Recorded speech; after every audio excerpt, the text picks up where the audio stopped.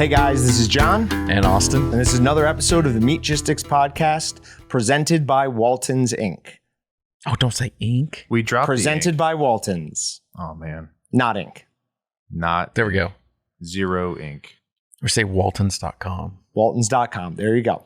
As always, remember to leave us a review wherever you listen to podcasts. Like it if you watch it on YouTube, whatever. Helps share it, helps spread it. So All right, we'll see you guys later. Bye. that was it. We're Great gone. podcast. We're pretty much gone. No, all right. So we've got another fascinating.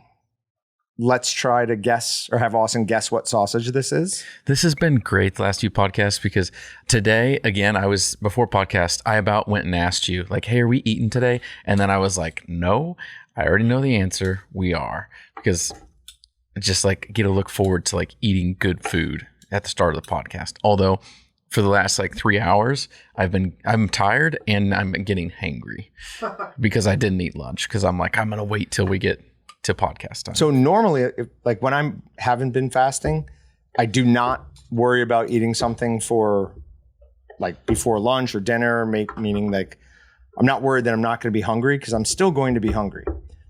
What was that? This is a weird way you're cutting your... I didn't want to take the piece off the fork. I don't know. All right. I'm struggling. Give it a shot. here. Yeah, when you're talking about fasting, when I cut weight, especially when I was on the high school wrestling team. Dude, wrestlers are crazy. I'm just kidding. I was on none of that. I figured no one sees me. I could just kind You of tell could be them whatever. Yeah. Yep. Very ambiguous back here. Patrick's all the way down to 145 pounds. I'm not even a person. I'm actually a broom. That is interesting. It's really got a sweetness to it. Yep. I really want to say maple, but I'm probably going to be wrong. That's always what you I guess. know. Any sweetness also goes, that's maple. Good guess. I wanted maple recently. So I was going to say, I want to say maple, but I know it's not. It's not. I think it's some sort of fruit, but I don't know what it is. Okay. Um, Well, you're right. It's a fruit. But Take a guess. it looks like there might be chunks in there, so I'm going apple. Very close. pear. Pineapple. Pineapple? Oh. So it's pineapple pepper jack cheese. It's good. I don't pick up enough of the pineapple to really taste pineapple, to be honest. It's delicious. So but this one is from Cutting Up as well. They were nice enough to donate some brats that we could sell. that's my fat and flavor. Yeah, I'm Thank you. taking it. They were nice enough to donate some product that we could sell to people during Bratfest and then donate all that money. But a health inspector showed up and didn't like the labeling on it, so we weren't able to sell it. So we are eating it and enjoying it. The guy, I even asked him, I was like, could we give it away to customers, like to people here? And he's like, I would not like that. Not on my watch. No. So you actually talked to him? Mhm. Okay.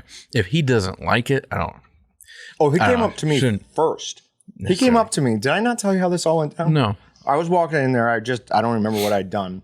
And this guy comes up to me and literally gives me a business card and it said like USD on it. He's like, we have to talk. And then he like flashed almost like a badge. I was like, all right. And like, I thought maybe he wanted to talk about some meat processing stuff. And then he's like, the bags over there are, I was like, oh, no. I'm like, you need like, I'm sorry. This is you need a real employee. exactly. I'm like, you need a Walton or somebody. You don't need me. And luckily, Brett was walking in right then. So, but yeah, I asked him at the end. I was like, hey, what about just giving these away to the people here? And he was like, no, that wouldn't be good. Yeah. See, and I don't think that's, yeah. Oh, he didn't register a ticket. So, Yeah. You still get into scenarios like that when in our world, there's a lot of our customers that deal with USDA inspectors every day. And you sometimes got to be careful of what someone tells you they want versus what is the rule of the law. I don't think they could tell us, oh, you can't give those away. There's nothing that says you can't. It's but it gave it sale of meat. It kept them in the building and allowed me to eat them. So I'll thank him for that, actually. But yeah, no, he didn't register a ticket. So good by my book. Did we get a good look at that badge?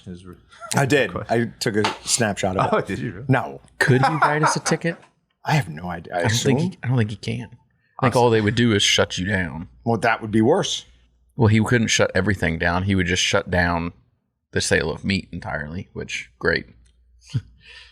Whatever. I don't know. It'd be interesting. See what other weapons do they have in their arsenal? Other than tickets and shutting down, I'd say those are two pretty powerful weapons. All right. Totally not related, but sort of related. And definitely not food processing. Sorry, Brett. I got this big envelope full of paperwork that had my address on it and another person's name. So interested, I looked at, the return label, I called it, and it was a family law firm. So I'm like, what is going on? So I opened it, and on the inside was also our address with this other person's name. And there was a return envelope in there, and it was this lawyer down in Texas. So I finally got a hold of her.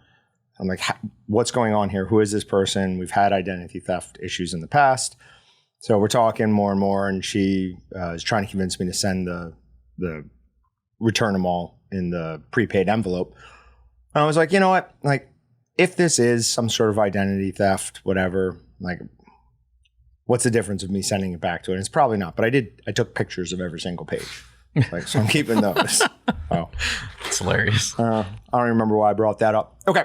Couple other things. We have a new tool on Meatgistics we can use I can give a date range, and it will tell me how many posts everybody has. So for this month, our heaviest users on Meatgistics have been Process Head, Denny O, Call Doc Today, and C. Davis. So congratulations to you guys. What are the numbers? Are they like, could you ballpark the amount of posts? Yeah, I can tell you exactly. Process Head had 61 posts. Denny O had 57, and Call Doc and C. Davis had 43 each. Okay. So, wondering what that was for. I got the invoice, and I was like, I'm not really sure what we paid for here, but okay. Well, we've got a budget for upgrades to Meatgistics. So, one of the things we like to do every once in a while is just highlight one of our newer commercial customers. South Canadian Meats is who we chose for this podcast. They're USDA inspected. They're a beef processing facility in Thomas, Oklahoma that can do about 200 head of beef a week. They offer custom cut wholes, halves, and quarters, as well as high quality retail cuts. They have some processing dates available now, so you can find them at southcanadianmeats.com, or you can just reach out to them. The owner, Rick and Jennifer Payne. Rick is the owner and CFO, and Jennifer is the owner and the operations manager. So go on over to southcanadianmeats.com if you're anywhere in the Thomas, Oklahoma region, and see what they got for you. Now, right in front of this delicious sausage, we've got a new piston and gasket for the electric stuffer series. The old one, the trench where the gasket went in, or the piston where the gasket went into the piston, wasn't very deep, and the piston wasn't very thick. On this, we've deepened it and made the gasket much thicker.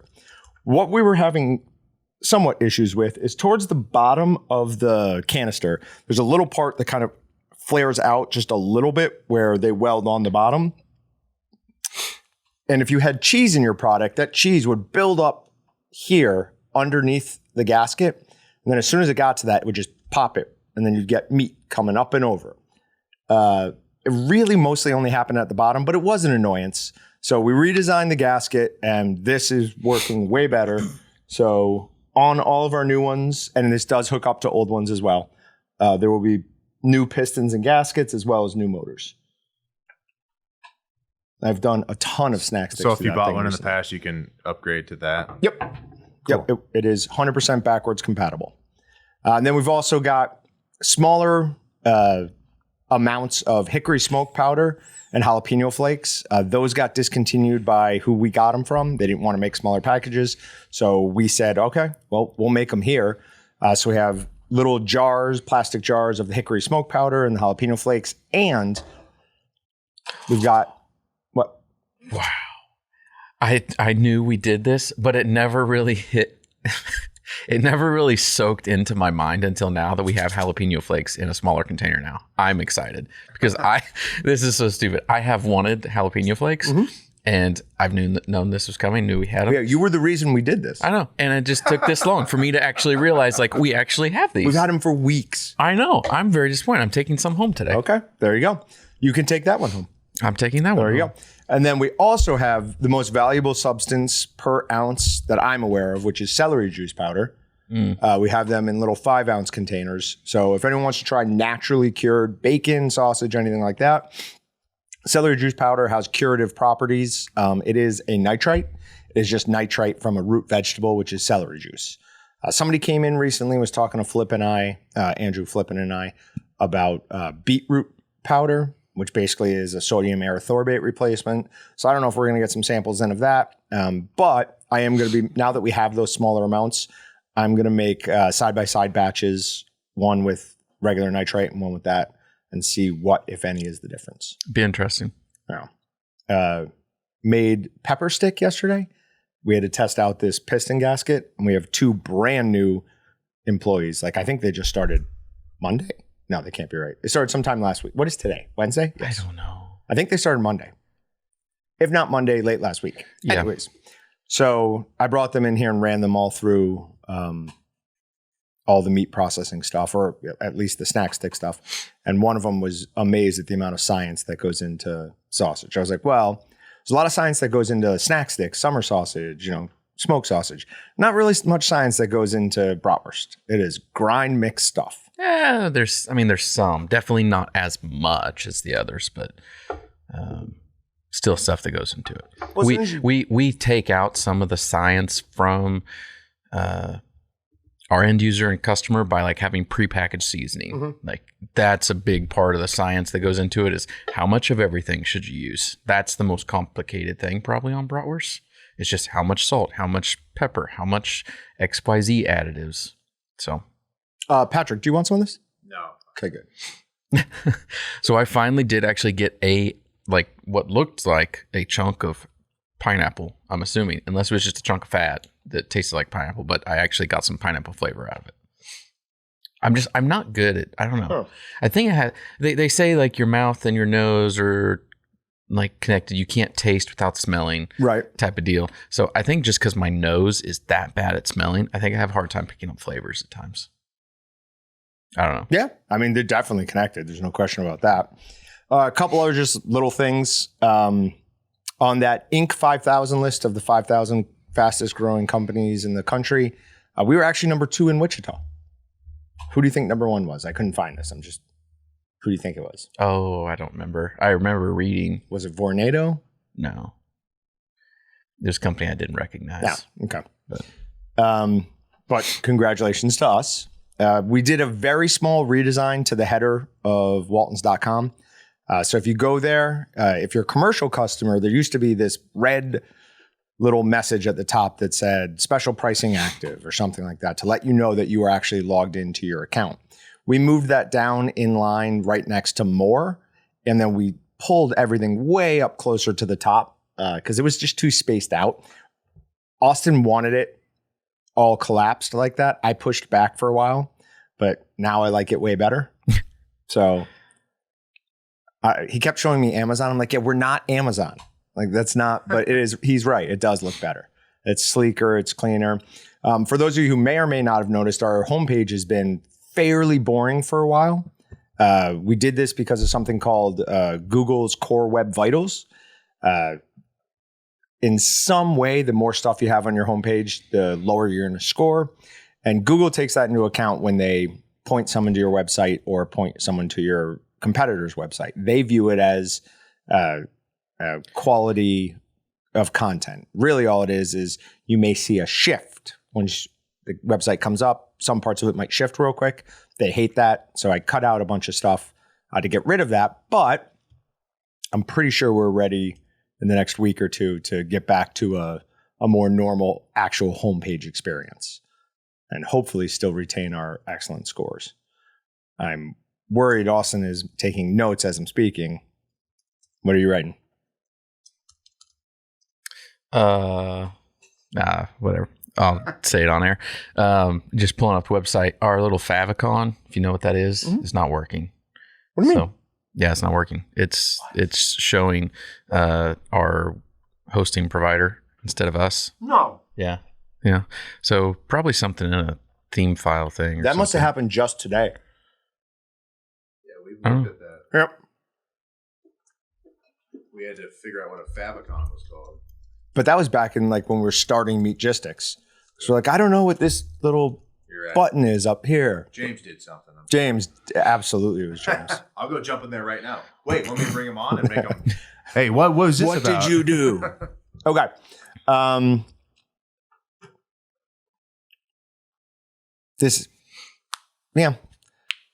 Have you followed the prisoner escape story at all? The Pennsylvania thing? Yeah. I got a notification on my phone like a while ago, first talking about it, and then I got one today that said he was caught. That's all I know. Okay. How long do you think you could make it on the run for like with that many people looking for you? Oh, I personally think I could last forever. What would you do? What's the vibe? What would I do? Yeah. Like where would you go? How are you? Bam, you just busted out of prison. They're immediately going to all your friends and family, everybody, and staking out those houses. You can never go see anybody that you love or know ever again. But so I guess assuming that I didn't have like my wife and kids, like I could do it. If it was, I would have to go see my wife and kids, so I'd get caught. But if it wasn't for that, like you just go away, go live off the land somewhere, find a small town that every now and then you have to come in and get some supplies, and then you go back, and like you just don't stay anywhere civilized. Breaking news: Austin Walton caught within 14 minutes of escaping. They'd catch you, no problem. You got to go rogue, man. I'm stripping off all of my clothes. Okay, I don't know why. I'm just dirt, mud. I mean, Predator. I mean, Arnold Schwarzenegger and Predator. They have thermal. They use it on the helicopters. They check out all the wooded area nearby. See what I mean? You got to really think about it. He has brought up taking off his clothes in this manhunt many times. Okay, this is getting scary because last podcast I was talking about I'm not going to take my pants off, and now we're talking about taking off our clothes again. But you were talking about not taking your pants off. Are you going to approach a man that has no clothes on? No one's coming near you. That's a fair point. They're going to think, oh, there's just a rabid guy that lives in the woods by himself. You can have a whole folklore after you. And then, like I said, then about 8 years, then you just emerge. And then you're thousands of miles. Like I said, where are you going? Appalachia or something like that? Yeah. Just completely. Just go to the back mountains. Boom. That'd be it. Okay. Moving on. I actually got 2 emails from customers or from listeners in the past week or so that I wanted to read on here. This is from Jay Hale from Littleton, Mass. It says, listening to the latest podcast, and I think you were confusing the deer disease EHD with chronic wasting disease. EHD is spread by gnats. CWD, chronic wasting disease, is spread by prions in saliva and the like. Both suck, but CWD is the one that's akin to mad cow disease and is far worse. So he said gnats, but I don't think it's gnats. I think it's because gnats don't bite, right? I mean, gnats are these little tiny things. I mean, out of everything he said, that's the question I might be able to answer. Okay. So, yeah. But let's go with that. We appreciate the information, Jay. And then another one from Jim Davis. This was in regards to our manual stuffer and the handle crank thing. Said, try a 1/2-inch drive flex head ratchet with an 18 millimeter deep socket on your manual sausage stuffer for the grinding leverage. Or for the leverage, he said grinding, but I'm assuming he means stuffing leverage issue you talked about in the last podcast. Not having an angled handle could be an issue. My ratchet is 16-inch long, and it seems to work. I'll try it for the reels the next time I use it. So I told you to do that, dude. Why didn't you listen? Okay. Then Austin and I are going to be doing something this year. We'll get it done this year that we're calling the Wheel of Sausage. Well, we are now for sure. Yeah. If we announced it, we got to do it. Yeah. The Walton's Wheel of Sausage. Is that you can't copyright how you say something, right? No. No. I mean, feel like maybe Steve Urkel. No. Okay. So what the plan is we're going to get not an actual board, we're going to create a spinning wheel app, or we'll use one. And it'll have like snack sticks, summer sausage, bratwurst, blah, blah, blah, blah. It'll spin randomly and it will tell us what we're making. Then we're going to have, depending on what we're making, we will have another wheel for a grinder, another wheel for a mixer, another wheel for a stuffer, and I don't know what else we would use. But on some of those, they will be blank. So you have to get a grinder, right? But you might get the number 8 kitchen grinder. Then on a stuffer, you might get nothing. So then you're going to have to use your grinder to stuff. And on mixer, you might get nothing. because you can mix with your hands. We're then going to make the same exact product and see who makes it better. And how we're going to do this, or one of the things we're going to do with it, is Patrick is going to come up with a quiz, meat processing questions. And separately, Austin and I are both going to take that quiz. If there's 10 questions and I get 8 right, I only have 2 blank spaces that are put on my wheels. If Austin gets 2 correct, he's going to have 8 blank spaces on his wheels. So it's a little bit more knowledge will get you a little bit of a advantage over the other person. It's going to be entertaining. When you first started talking about it, to be honest, I forgot what the wheel whole idea sausage was. Yeah. Because we've talked about other things. Because we also talked about, I was thinking, was it the like more of the game show thing? I don't remember. This is the game show thing. No, we talked about doing something else. See, this is where I'm confused. I don't know. Well, that was Patrick, and we told him not to forget. That was close. Like, we told him not to forget it. If the loser has to eat something bad, doing like that. Yeah. So I don't know. I keep, every time we talk about something, I immediately go back to that one because I'm excited to see you eat some crap food. But I'm actually, nervous for the whole, wheel of sausage thing, because it could end up okay if you get a grinder, a mixer, and a stuffer, and you get good ones. It's gonna be fine. But what happens if one of us gets the kitchen grinder and that's it? Yeah, and then you have to try and find a way to make snack sticks off of that. Which it can be done, but it won't be fun. Nope, very difficult. Yeah.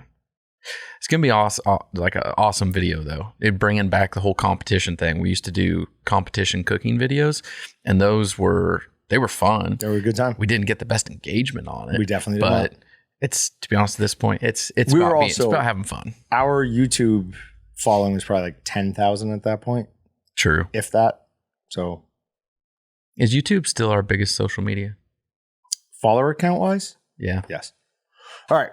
Austin and I went up to the state fair yesterday. We went with... Yesterday? Was it yesterday? No, it was Monday. It was Monday. You're right. Rained the entire day. Literally the entire day. Yeah. But Austin's kids were troopers. There was very little crying. Even through a magic show that I watched 15 seconds of because it was so bad. It was bad. Like what? Like I didn't see any magic tricks. All I saw is some weird puppet thing, and I was done. Ventriloquism. Oh, they're doing a trick with like hula hoops where they're like together and then separated, like rings, but bigger hula hoops. And you could watch her take the hula hoop apart and slip other hula hoops into it and then close it back up. Like for like my son who's 4 years old, he didn't know any better, and you're far enough away that he just thought it was cool. I'm looking at it going, oh no, this is not good. No, it's very possible the show is designed for kids. Oh, it's designed for kids. Right. Yeah. The kids had fun, so that was the important That's all that matters. But the real reason we went up there is we wanted to take something called the Moo You tour. Basically, we're in Kansas. If you have a state fair, agriculture, farming, animals, like all of that's going to be a huge portion of it. And it definitely was. So how long did it take, you think? An hour? Not quite an hour? A little less than an hour, 45 minutes. And then we also went to a dairy milking expedition. And I saw you wrote down some notes. Yep. So let's talk about cows first. So one of the things I wanted to bring up, because I know this is misrepresented a lot. One of the things I hear from animal activists about cows is that they take the calf away from the mother the day it's born, and you can hear them screaming to get each other back. And it's only dairy cows that they take the baby away or the calf away right away, because dairy cows are like especially bad mothers. They are either negligent or they sometimes will intentionally try to injure their own calf. So they take it away for its own protection, and neither of them really care. Like they're both fine being away from each other. A beef cow, on the other hand, they do not want their babies taken away from them. And if that does happen, they will pitch a fit. But those are taken away much later. Do we want to go back and forth on things you have? Sure. Yeah. Sorry, I'm kind of like, I was brain dead. Yeah. Something there. What food did you guys enjoy at the fair while you were there? So Drew and Jenny from Jackson's Meat Processing run the big place you get. So I went and just got a double burger from him. I was hoping to see him, but he wasn't there when I stopped by. All I ate was deep fried cheese all day. I ate fried cheese sticks, and then I ate cheese curds. Oh, you'd already had? Uh-huh. No, you also had a corn dog. No, that was cheese. What? It looked like a corn dog. That was just a giant. It was just a giant cheese stick. Was that on the menu? Yeah. Oh, okay. So you wanted that? Yeah, I wanted that. Okay. You didn't. That's right. You didn't even question. You're like, that's for sure a corn dog. I'm never gonna think. Everybody else there was eating corn dogs. Yeah, that's what I'm looking forward to. I was even gonna ask. No corn dogs. And He's serious about liking cheese more than meat. Boom, dude. If there's cheese on the menu, I'm going to eat it. So it was like a giant mozzarella stick, essentially. Yeah. Wow. It was as big as a corn dog. Awesome.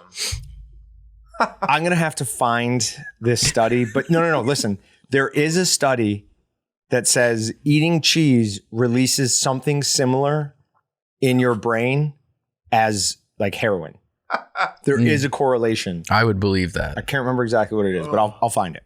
We don't have time for it now. Wow. All right. So back to the cows. Some of the things I found most interesting. This is a combo of between like stuff we actually heard, and some of it was just their like promo material and signage stuff. Yep. But 48 hours from the time a cow is milked until the time it is in the grocery store and you're buying it. That was crazy awesome. fast. Yeah. Yeah. One of the few foods that is truly all natural, no additives, no preservatives, no nothing. That's why the turnaround is so fast. They say usually like dairy farmers within like 100 miles. I don't know if that's entirely accurate. You have to have a lot of dairy farms all over the place. Right. But still 48 hours from cow to grocery store. 99% of dairy farms are family owned and operated. That was pretty cool. That's pretty cool. Dairy cows drink about a bathtub of water a day. Most of that goes into milk. I think it was like 80% of that gets turned into milk. Yeah. A bathtub full of water. That's insane. That's a lot. Beef cattle is the largest sector in the Kansas ag industry. Cows, they can see almost 360 degrees, but the way their eyes are positioned, they like can't see in front of them very well. Easily, yeah. So that's why cows always turn their head to look at you. Yep. Female is a heifer until either she has had her first calf or is 2 years old. Kansas is third in the nation for cattle production.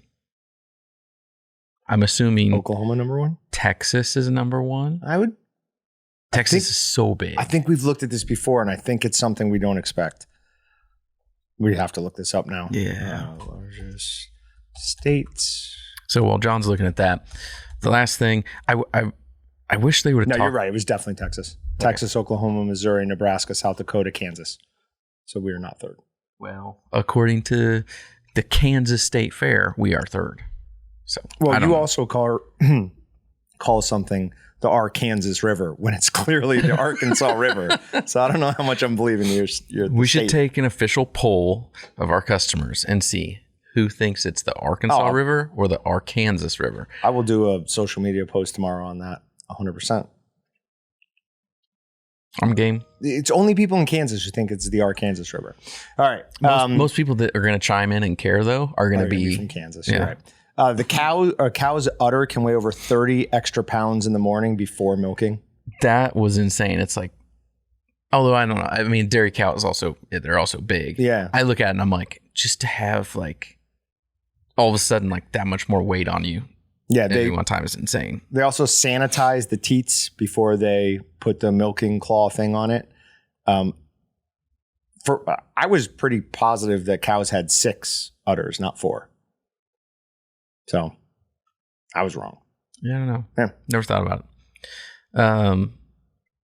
We missed like the first like 2 minutes of the dairy demonstration. Yeah. So I want to know if they talked about this, but on their promo material for it, they said cows that are handled, touched, and talked to regularly produce a higher yield of milk. Mm-hmm. We've covered that before, like the whole happy cow thing. Mm-hmm. They do produce a better product. So in like a dairy farm, do they like play music? I don't know.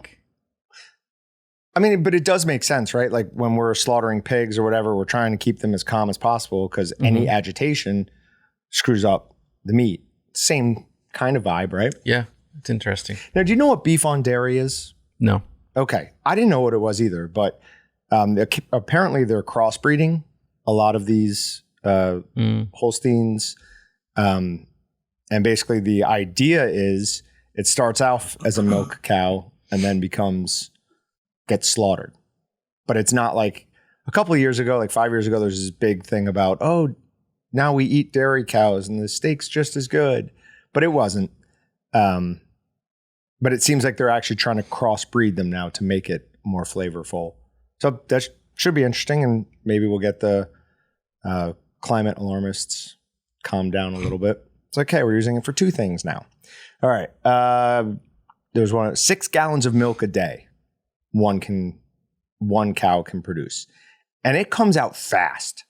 Oh yeah, like they had this clear container it was draining into. It was just, yeah. When they hooked up the apparatus, I don't know what they officially called it, the milking claw. The milking claw. They hooked it up. I was like, okay, we'll start seeing milk going. No, it was spraying out. It was insane. Yeah, really fast. All right, do you have anything else on cows? Nope. Okay, pigs. They're pregnant for 3 months, 3 weeks, and 3 days. And have litters from 6 to 18. That's, I mean, why they're able to become such like a environmental nightmare because they just reproduce so quickly. When they were talking about pigs, they also talked a little bit about horses because the whole sweating thing. I actually had to look up later, like what animals actually sweat because I knew pigs didn't like sweat really. I think they technically have some sweat glands, but they don't sweat like we do. Horses, they do sweat, but then I was looking up because like they specifically, I think, called out that horses are like one of the only animals that sweat. And so then I was looking like what animals actually sweat. Does a gorilla not sweat? Gorilla sweats. Yeah. Dogs, I thought dogs didn't sweat. They sweat through their paws. Oh, yeah. So I got into a whole thing about what animals sweat and how is kind of where. I find that interesting. Was there anything other than us and like gorillas or great apes that sweat just? The only other one that jumped out on the stuff I saw was a hippopotamus. Yeah. Okay. It is kind of weird though, expelling water through your skin. I mean, that's fairly. Like you don't think about it, but when you do think about it, you're like, oh, okay, that is strange. Yeah. Okay. Anything else on pigs? Oh, no, I've got something. They go to the feed house at 50 pounds. 4 or 5 months later, they come out weighing 280 pounds. Yeah. They get big fast. That's crazy. So on their, like, they had, I don't know what you call it, like a pop-up banner. Their number one fact listed on their banner about stuff was that pigs today have 30% less fat and 14% fewer calories than they did 10 years ago. I want that fat and those calories back. I don't know, because why are we making food less nutritious? There's more fat than is needed a lot of times because people they have excess pork fat and they'll sell it, use it in other things. Right. There is enough fat in there to make. I keep hitting my mic. Patrick's going to hate me today. I'm going to hate you today. Listening to it's a nightmare. So everybody knows that when you hear like that is Austin hitting his mic, not me. I'm a professional. I can see your mic still shaking from the last time. I don't know. I don't know what's wrong with me. We'll see. But I don't know. Just interesting deal. I don't know. Is that because they go from 50 pounds to 280 pounds so fast? I don't know. There's something called, we're going to talk about it in Meat Matters, something called ractopamine, that we add to their feed to make them grow quicker. We'll get to it. So, yeah. All right. Only other fun thing, they're noisy. 115 decibels is how loud they scream. A chainsaw is 110 decibels. Yeah. So that's pretty crazy. And the one of them up there had just had babies the night before. They were tiny, cute, and pink. So, all right, rabbits. The only note I have on here is don't bother. What's the point? No. There was a very interesting fact on rabbits. I know what you're going to say. Yeah. So 2 hours, 2 hours after a rabbit gives birth, they can be in heat and start reproducing again. That is insane. Yeah. That is why rabbit populations can go from nothing to absolutely insane overnight. Also, she was wrong about pigs. Pigs are not at the top of the food chain. Bears eat pigs. Technically. She said that they sleep a lot. I don't even know if that's true. If prey animals always sleep less than things that, but she said they have no predators in America. I'm like, bears? Obviously a bear is going to eat a pig. Maybe no natural predators. How is a bear not a natural predator? Are they naturally from the same spot? I hit my mic again. I mean, bears used to be all across the U.S. The Plains grizzly, those things were a nightmare. They had the Mexican silverback, Californian grizzly. I mean, they were from East Coast to West Coast, basically. And then we just were like, no, we're tired of you jacking people as they're walking home. So we exterminated them from large portions of the country. Rightly. All right, while he's looking something up, I'm going to move on. Chicken, the coolest fact for me was the color of their earlobe is what determines the color of the eggs you'll get. So if they have red earlobes, you will get brown. And she didn't say what color they will have if you get white ones. I assume clear or white. Pigs are from the Near East in the Tigris Basin. Oh, so all the way back. I can guarantee you that a tiger would love to eat a pig. Yeah. So they definitely have natural predators. True. Okay. But there's no tigers here. There's more tigers here than there's in India. Just because they're domesticated? Tiger. Or like, I don't want to because I call don't it think there's, domesticated. I don't think there's legit tigers here. I think there's more tigers. I don't know if this is true anymore. It was a bit on Joe Rogan. There's more tigers in captivity in Texas than there are in India. I'd believe that. Yeah. So on chickens, talking about the eggs, the thing I thought was coolest was brown eggs versus white eggs. No nutritional difference. I wrote that down too, because that is something I heard all the time growing up. It's like, oh, it's a brown egg. It's so much better for you. No, the lady was just like, they're just more expensive. Yeah. There's no difference. You get to pay more. And then the bigger the comb they have on the top of their head, the better they are at dealing with really hot environments, but the worse they are at dealing with really cold environments. So I thought that was cool. Anything else on them? Chickens are not vegetarians. Oh, at all. They eat. Yeah. They'll eat lizards, mice, frogs. They'll eat anything they can get their hand. They'd eat us if they were big enough. Probably. I saw a very disturbing video the other day. It was like a seagull looking type thing eating a squirrel. I hope it was fake because it was disgusting looking. It was a seagull. Like, could it have been a shoebill? I don't know. I don't know what. Did it have like a big gullet underneath it? No. Oh, okay. No, it looked like a bird. Okay. It wasn't like, the ones that eat fish, like with the, Finding Nemo with the bird with the big pelican beak thing. Yeah, that. Yeah. It's not like that. It was just like a regular looking bird with a beak, normal beak. And it was swallowing it whole? Swallowing a squirrel whole. It was nuts. Nature is very, very uncaring place. All right, moving on to goats. Do you think there's an animal that like eats a squirrel and then like finds out it's allergic to nuts? Like the hard way. Is there's got to be like why aren't they allergic to certain things out there, It's a great question. No, because they'll die out quickly. No one's like you wouldn't hear about it. You have people today who are allergic to nuts. I totally get it. But in olden times, that person wouldn't have survived to be able to reproduce. They would have died before then. So that's just what happens in nature, and it gets bred out.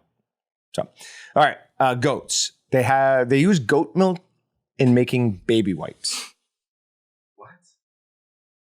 Weird. Yeah, as soon as we got there, they had these 4 pens with the 4-H people.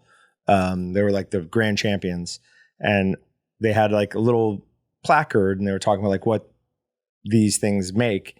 And I saw baby wipes, so I asked the girls, I'm like, "Hey, what is that about?" They didn't know. We had to look it up, and eventually figured it out. And then they also take the wool, and one of the main uses of it is actually all copper wiring in the United States is coated with like lectin that comes from their wool. That's crazy. Thinking of the FFA and 4-H stuff, I didn't even think about writing anything down from that, but when we were up there, the steers that were in there, the most beautiful looking steers I've ever seen. Those things were just amazing. Yeah, it's what shampooed and blow dried. Yeah, they look real fluffy. Yeah, pretty cute. You should go steer review. Review steers. Give it like a 8.1 or whatever. No, that's what they were doing. Like these 4-H kids, like raise their steer, and then they say which one looks the best. Oh man, that's cute. It has the best characteristics. And then for turkey, I just said ugly. Those things are ugly. I didn't have any comments on the turkeys. And the geese, oh my God, they make the worst noises. I hate geese. I wanted to get into a fight with a couple of those geese. First of all, like the white geese, they give you side eye and they look unimpressed because of the way their lip goes. Like, they look like they're, I don't know, on the ledge of their whatever. Something. What am I trying to say? The big park in New York City, Central Park, having martinis, looking down at all the commoners. So I do not like them. All right, we got anything else? No, the most important thing that I found out from the state fair is that Polaris makes a fully enclosed quad with air conditioning. Austin was looking at tractors, and Jenny kept going, salesman's getting closer. The salesman's getting closer. So we had to take off before the salesman came over. I enjoyed looking at the tractors. And for the literally 2 seconds, I got to look at the side-by-sides. But I knew my wife was not going to put up with much time at the Polaris booth. No, she was done with that. All right. Moving on to Meat Matters. First story we've got is meat and poultry processor grants available again. So in Arkansas, right now, there's federal grant funding available for meat and poultry processors. The grants are to modernize existing processing facilities and equipment, add new technology, train workers, and more. The USDA has already awarded more than $200 million to independent businesses via the program. Applicants have until 11 p.m. Central on November 22nd to apply.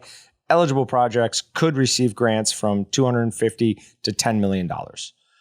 Once again, not every time, but most of the time I try to when I say this. If you're thinking about filling out one of these, talk to somebody who's successfully gotten a grant through, because what you might think is the best thing to put down probably is not the best thing to put down. So just think about that. Yeah, definitely helps on different things that we've done over the past number of years. If it relates to something of the sort, we haven't had anything that we can do grants on, but when we have a need of some sort of like paperwork, something like that, I don't know how to best describe it. We always go find some sort of legal advice, sure, because people can really help you expedite the process. Expedite the process and tell you what not to put down. Makes no sense, but that's the way our government works. All right, U.S. pork regaining traction in Taiwan. Now, this is where we're going to talk about that ractopamine. It's the issue. Taiwan had for years a zero tolerance policy for ractopamine in their pork, and they've changed to a minimum safe standard that our pork can easily meet. So pork exports to Taiwan are going way up again. In 2022, they were under 2,000 metric tons. In 2023, they are at 12,000 metric tons. Now, is a metric ton 2,000 pounds? I don't know. I assume it's close, but I would assume that it's not exactly. Slightly off. Well, it would be 24 million pounds in just 2023 that we've sent them so far. So that's fairly crazy. Austin's looking up what a metric ton is. That's 1,000 pounds. So it's 1,000 kilograms. Oh. So it's 2,200 pounds. Oh, so it's more. Yeah. Okay. So it's over 24 million pounds. Interesting. All right. Now, what is ractopamine? This is from Purdue's Ag Department. Ractopamine affects swine growth by redirecting nutrients away from the production of fat tissue to the production of lean muscle. Hence, probably why they have 30% fewer or less fat on them now. Would make sense. You know what would be a good animal to eat, I bet? A hippopotamus. Because you think they're all fat, but they're not. They're like, if you took a hippopotamus's skin off, the it's muscle. You're not going to see a bunch of blubber there. Those things are jacked. Would that be good though? Like, it'd just be really tough. Because you think about like eating a steak. Eating a ribeye or a strip is good, but it's better if it's a prime, and it's even better if it's Wagyu. So you want the fat in there. Yeah. I don't know why I said good. We maybe need to get hippopotamus. Is that possible? You can get hippopotamus. There's probably no legal way to do that. Probably not. There are now hippopotamuses in South America, though. Hippopotami? Probably. Hippos? No, that's just an abbreviation. Well, yeah, but I don't know how to say hippopotamuses. Right, so hippopotami? It's probably hippopotami. We'll go with it. Hippopotami. But yeah, so that's awesome. Pork production or pork exports to Taiwan have recovered really well. 162-year-old California ranch is shutting down its meat operation. This is from sfgate.com. Ultimately, it was an economic decision for the company and the family, Charlie Theriot said. Now, I see that, and I was thinking Charlize Theron. That's why I was having such a problem with that. The CEO of Llano Seco Meats. Essentially, the cost of feed doubled due to the war in Ukraine and the drought in California, and other costs like plastics, fuel, and labor all went up. In 2008, though the ranch had raised pigs for years, it became a confinement-free, sustainable pork operation after management heard chef friends talk about wanting high-quality pork produced in California. We really gave it all and invested tens of millions of dollars over the year. Ultimately, it didn't continue, but I feel it worked really well for over a decade. I mean, if you put tens of millions of dollars into it between 2008 and now, can we really call it a success? I don't know. It depends on how big it is. Yeah. I mean, because tens of millions of dollars could be like massive if you're talking about like a company of our size. Like if we invested tens of millions of dollars in something, that's insane.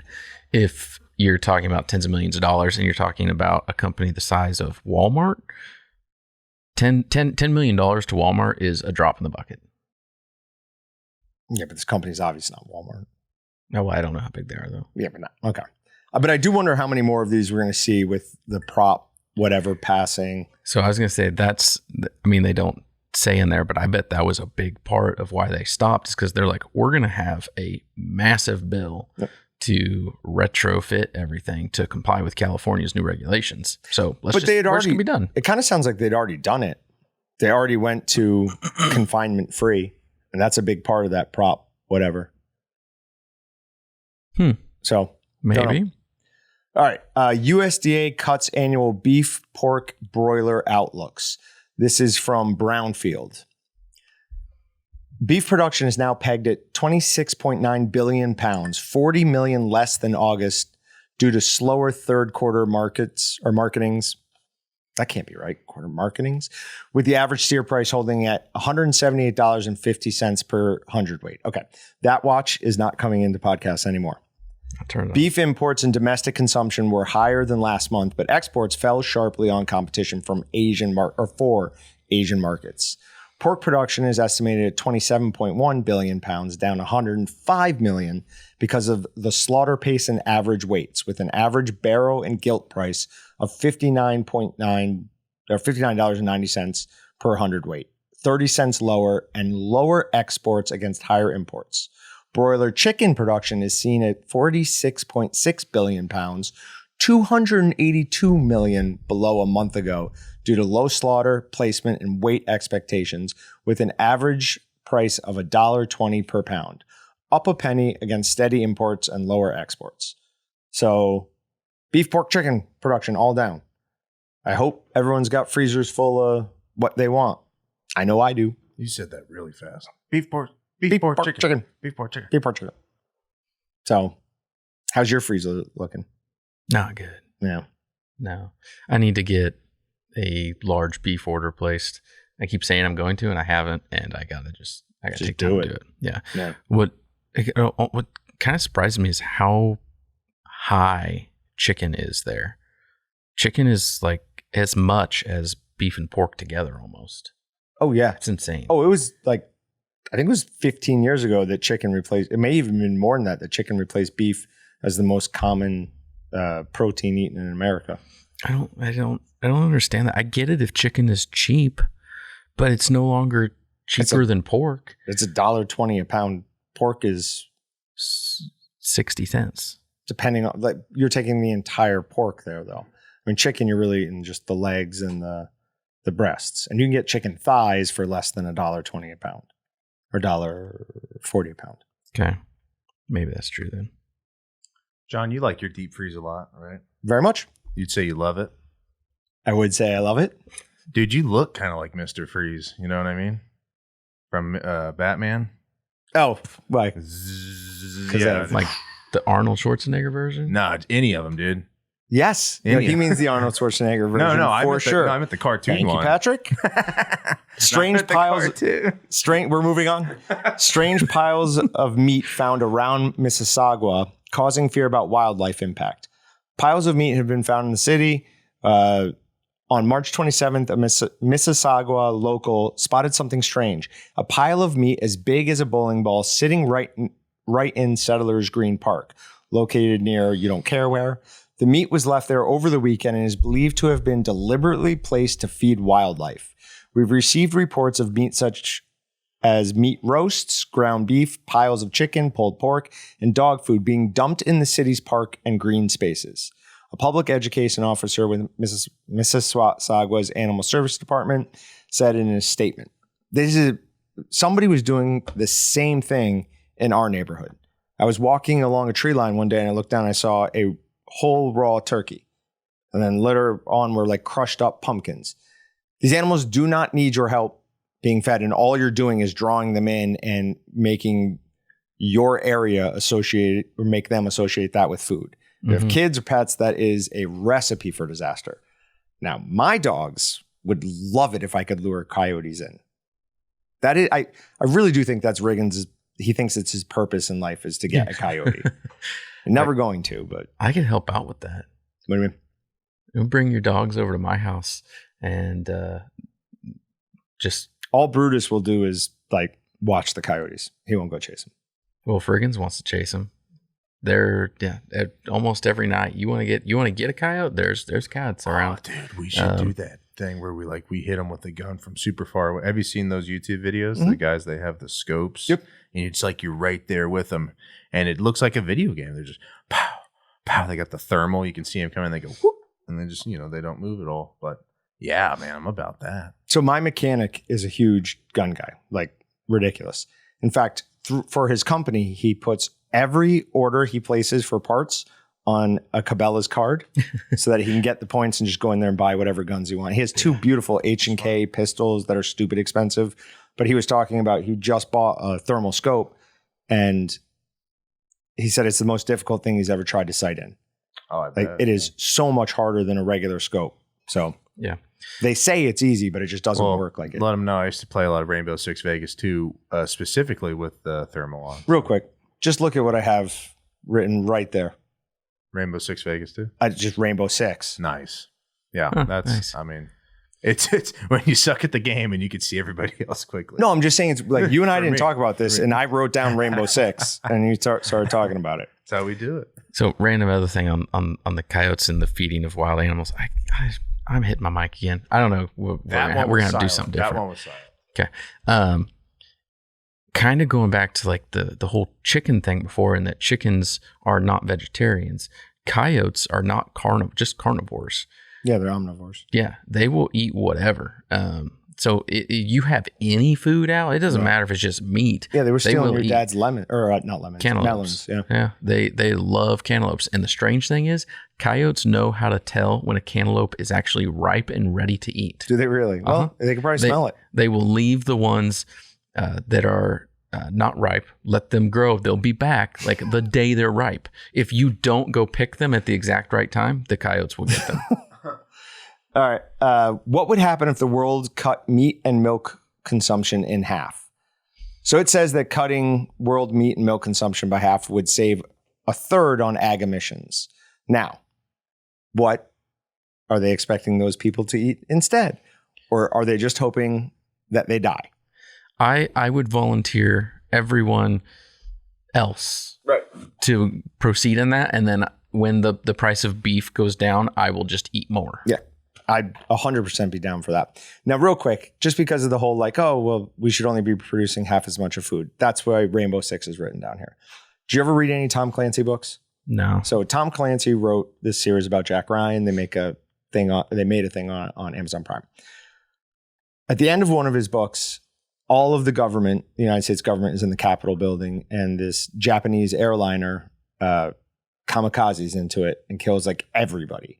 So he has to reform the government, right? So plane flying into buildings, killing lots of people. Then he wrote a book called Rainbow Six, which was all about an engineered disease that environmentalists were going to release and kill everybody, but like them and a very small number of people. Once COVID started, I was like, Tom Clancy he somehow could see around corners, but yeah, just a joke. Or is it?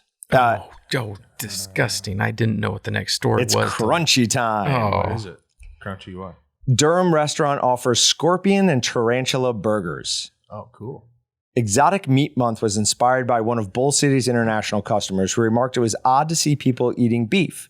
The restaurant and brewery decided to spend 1 month each spring serving burgers made from meats around the globe. Everything from camel and gator burgers to even black ant filled patties are on this year's menu.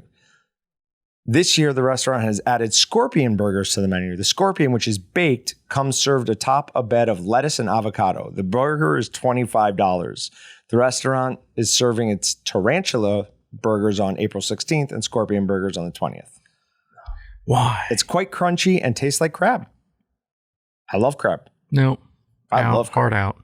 I mean, it kind of makes sense. I bet you they're technically a crab, I think, is an arachnid. I've seen that I'm pretty nasty sure. brown goop fall out of both of them when they've been killed on TV shows. So no to that for Patrick. But I could see if they would taste the same if they have the same nasty stuff in them. So. Sometimes animals are like strangely like a part of another family that like I don't expect. Found out the other day, my son was asking me what a roly-poly was. And I was like, well, it's not an insect, has too many legs. Okay. It's in the same family as armadillos. Okay. Wow. I was going to think there's basically a roly-poly looking thing that lives in the sea. So it's probably the same. Could be in the same family. Yeah. I mean, now that I've figured out scorpions are crabs of the desert, that really freaks me out. So, See Me, Not Meat. Animals Midwest Media Blitz lands in Akron, courtesy of PETA. As part of its new Eat Consciously campaign, PETA is erecting sky-high appeals in northeastern Ohio and other traditionally meaty Midwestern locales where vegan eating is growing in popularity. No, it's not.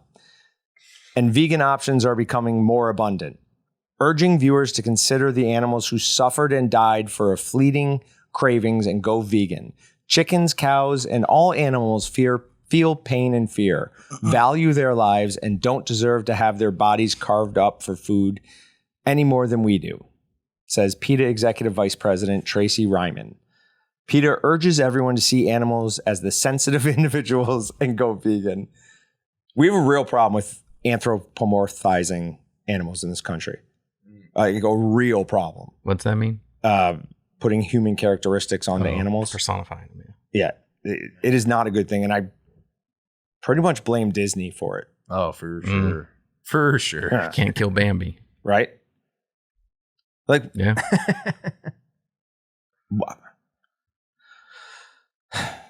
I don't know.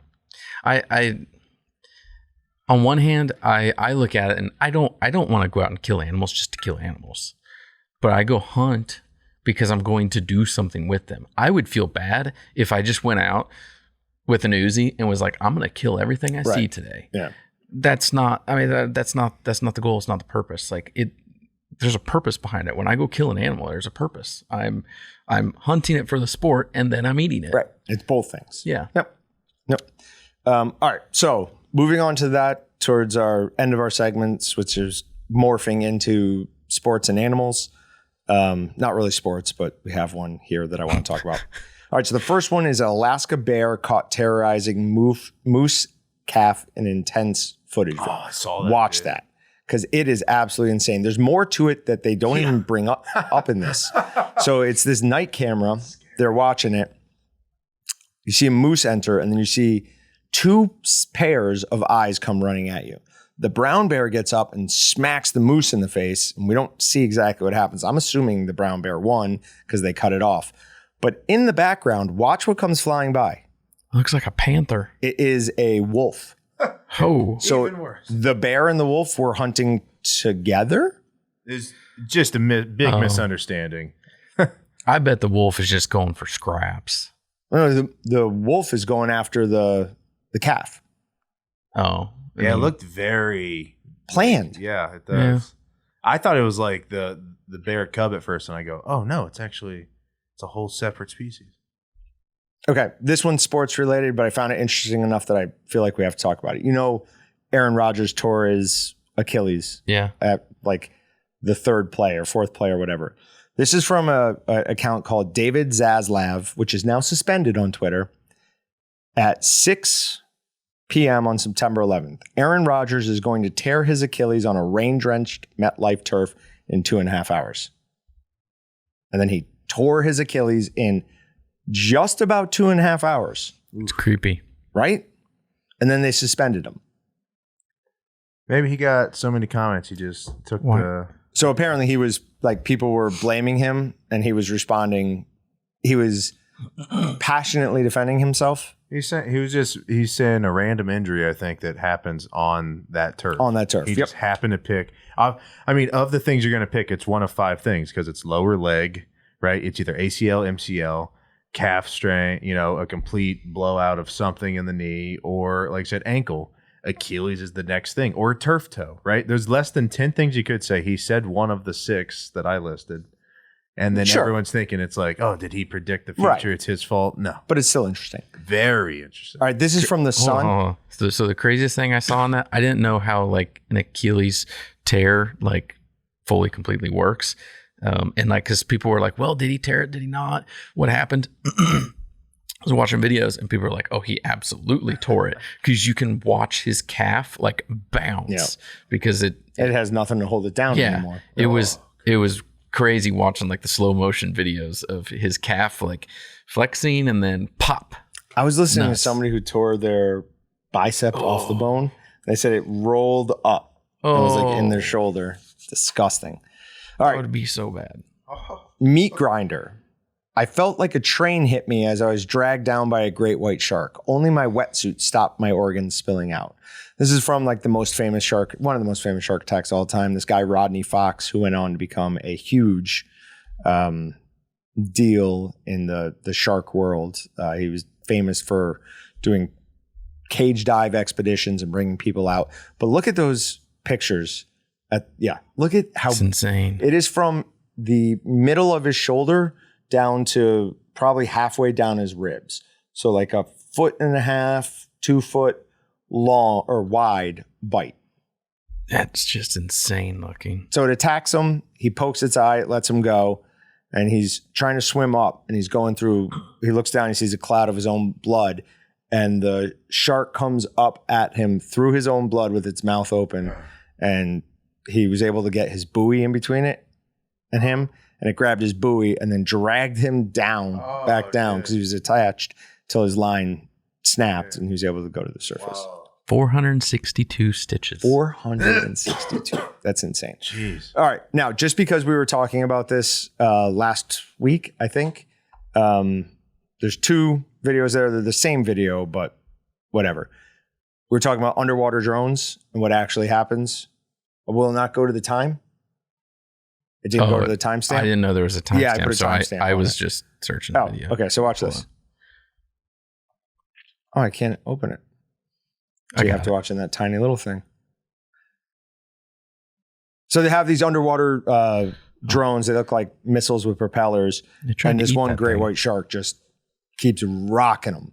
And in the second one, if you click on the second one, there is one of the most horrifying videos ever because the camera is right behind its face and you can see its teeth perfectly over this cylindrical thing. It'll be hitting here in just a second. Oh, that's the first one still. Yeah, just scan ahead a little bit. It's not long. It feels like on ESPN before they got used to the smart boards. Where is it? How do we Hold make it work? on. All right, look at this. Watch this. Take my word for it, folks.